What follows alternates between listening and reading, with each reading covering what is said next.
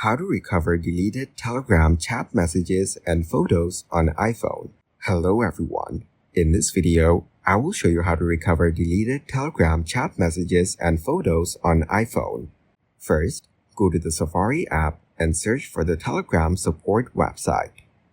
Reach the Telegram support website and describe the issue of your channel in detail. Type words such as you want to recover your account along with photos and chat history.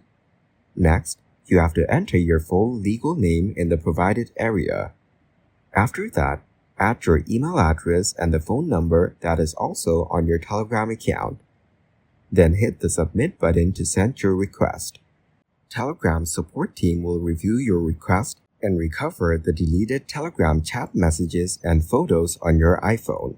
Thank you guys for watching this video. Hope you got some value. Make sure to like the video and subscribe to the channel to get notified of new videos. See you in the next one.